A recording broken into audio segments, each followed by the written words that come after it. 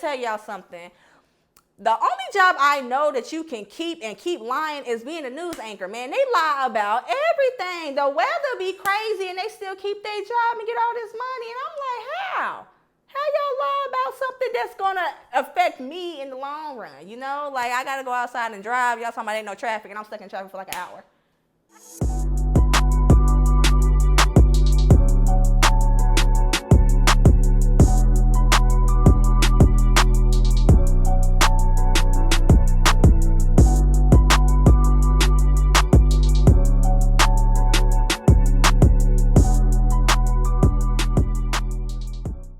Kings and queens, and welcome back to my channel. It's your girl T. How y'all doing today? So listen, today we are going to be doing a Q&A about moi. All right, so my producer is going to be giving me questions that I have no idea what they are. This is going to be raw, so don't judge, okay? So let's get into it, shall we? Oh, and before we do that, I'm sorry. Make sure you guys like, comment, share, and subscribe on my channel. And if you guys have any questions, please DM me at my uniquely_UTV, or you can send it to my Gmail. Okay, thank you. All right, producer, let's do it.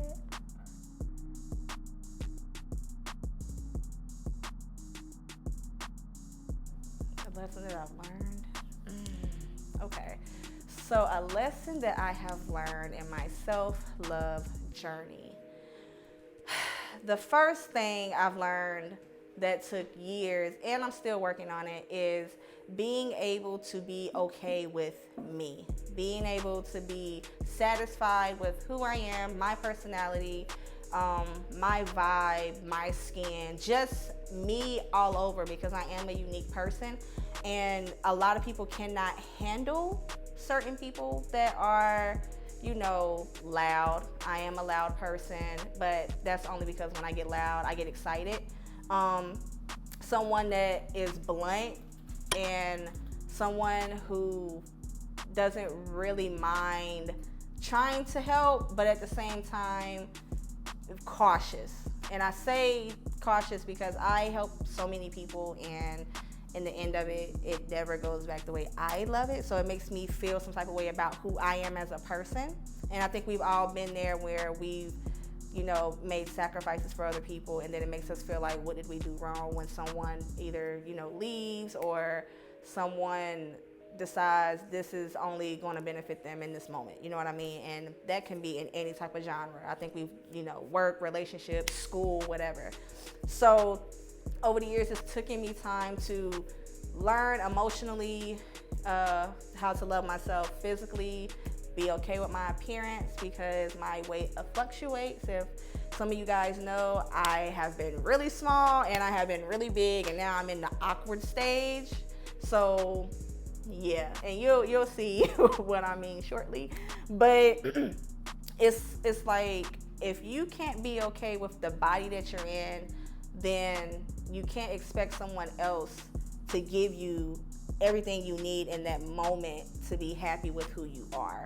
You can't put a lot of pressure on someone else because you're not comfortable in the skin that you're in, and you're not comfortable emotionally with how you are. Those are key things that you have to learn about yourself. So I made it when we did the intro before. When I first uploaded to YouTube, I said I wanted to talk about self-love. And that's a big thing that I think a lot of women, especially African-American women, suffer with. We suffer with, you know, not being okay with some of our hair types, not being okay with our shape, not being okay with our stretch marks, not being okay with how we talk. We, not gonna say all, but most of us are just not comfortable with us. And people can see that from afar. You can fake it all day. You can get all these surgeries. You can put all these weave pieces in your hair. You can put all these fake press-ons on, eyelashes, whatever you want to do to enhance your beauty. But at the end of the day, you still have to be okay when you take all of that off with who you are. So it's still a progress for me. It's still kind of uncomfortable for me as well, but I wanted to be vulnerable. So yeah.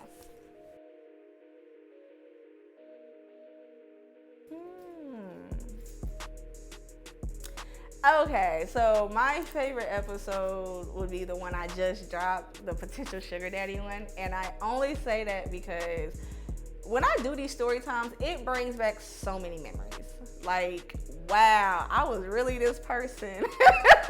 And this is something that I went through, and I wonder, and I'm curious to see who else has been through this, because I know it can't just be me. The world is full of billions of people, so I know I can't be the only one that's dealt with it. So that potential sugar daddy was just hilarious, because I think as women or men, you have been approached by somebody that you're just put off by, but out of trying to be nice, you're like, oh yeah, I'll give you my number, or yeah, we can hang out, and then you friends on them because you're like, I can't. So yeah, that's pretty much it.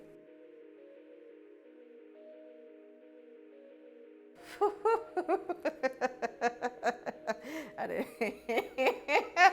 So as a dominatrix, are we going by like cash green money, or are we going by like expensive items?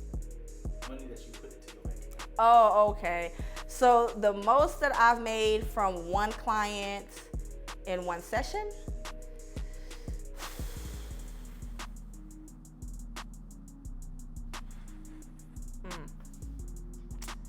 that's a toughie, because I've had a couple that were like neck and neck, but I made around 5,000-6,000. Yeah. The lowest I've made is about 300 to 400. Yeah, because when you're in this industry, you get to put your prices, and the crazier it is, the higher you can go. The longer the session, the more you can go. And if it's something that you're not 100% comfortable with and they're trying to compromise with you, they'll offer more money. The reason why it was in such a high amount is because it was things I wasn't 100% comfortable with, because I was still new at the time, but they were eager. So, got my cash.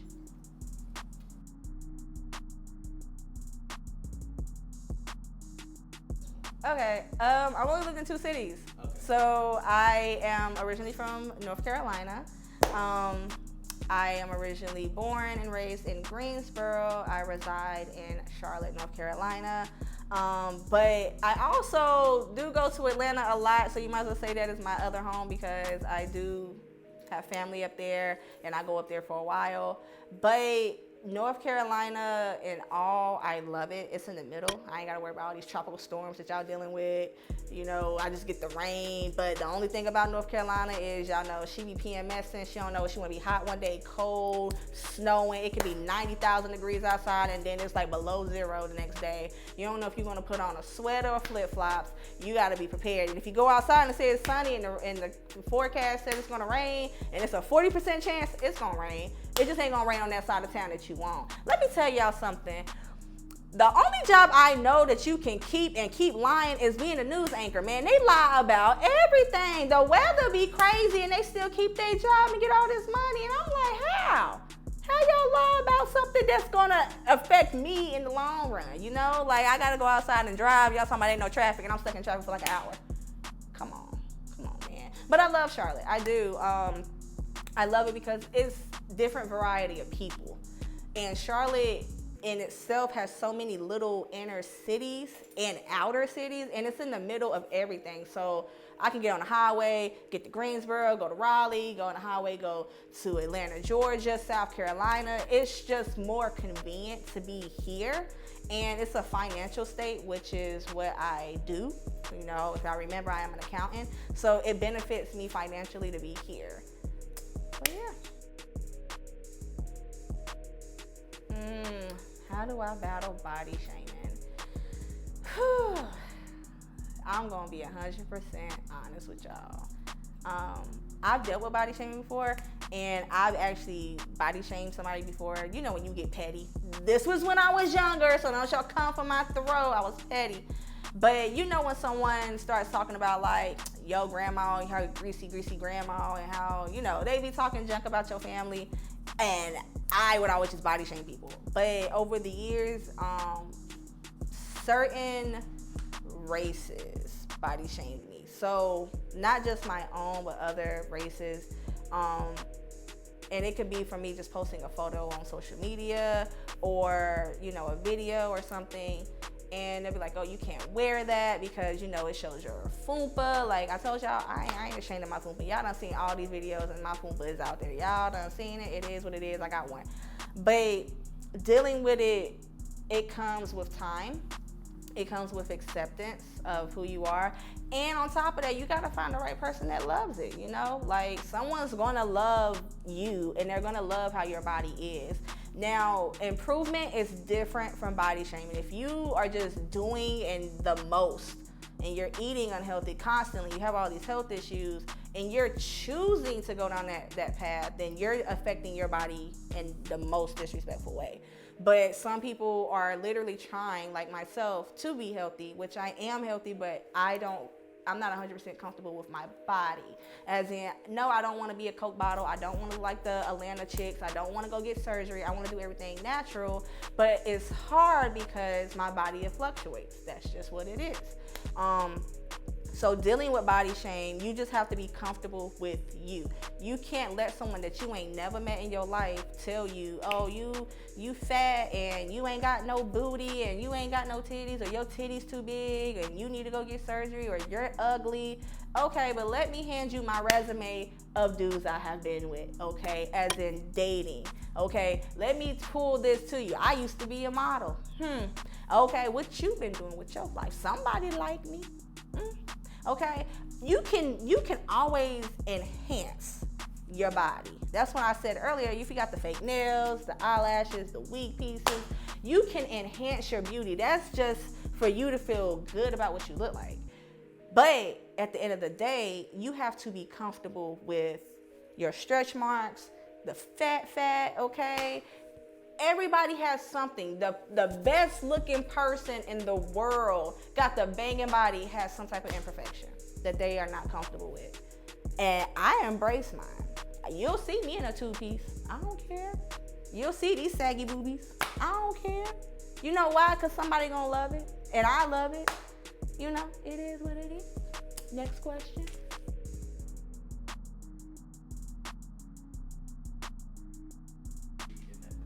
Okay, so I went to Paris and Prague for 8 days, and Paris is overrated. Prague is my place. Oh my God, I love Prague. I am a old head for museums and vintage. I love it. And Prague is so old-fashioned. They don't have roads like we have in America or in Paris. They have the gravel roads. They have still their castles. They're the only place that wasn't bombed when they had that big European war. And they speak Czech, and they have their own money, and they're just like everything. Like, I loved Prague. I loved the weather. I loved the people. Oh my God, it was so beautiful. And I had went with my homegirl. And like I said, we went for 8 days. So we went to Paris for 4 days, and we went to Prague for 4 days. And out of the 4 days, I wish we would have stayed in Prague more, because Paris is nice. Yeah, Paris has the Eiffel Tower.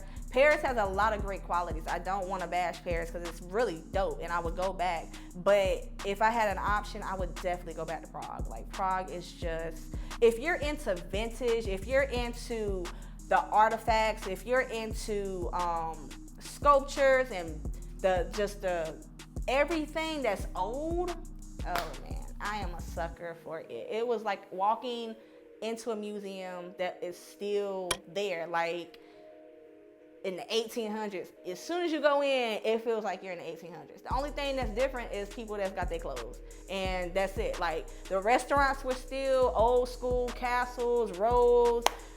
Like, it was lovely. I just hated the time. The time sucked. Dang, when you come back to America, you're like, ugh. Whew, time difference. But I love Prague. I want to go back. But yeah, that's it.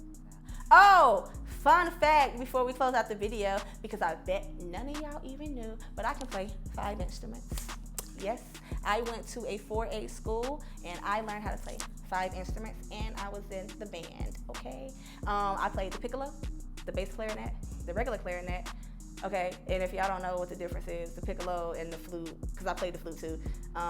One's black and longer, pause, and the other one is silver and it looks like a flute. Like, I don't really know how to explain that. And the bass clarinet is like really long, pause, and it looks like a tuba, but like it's kind of hard. Whatever. You know what? We might put some pictures up. If not, whatever. But I played 5 different instruments. Okay. So, and I learned how to play the harp. Okay. The harp is so hard to play. If y'all know, that's that giant thing, and you sit there and you be like, doo doo doo doo doo. I played that. I sure did, and I played the piano, but I wasn't good at it. So, anyways, that was my fun fact. So, thank you guys for tuning in. Like, comment, share, and subscribe on my video. And as always, y'all stay blessed. Thank you guys. Have a great one. Bye.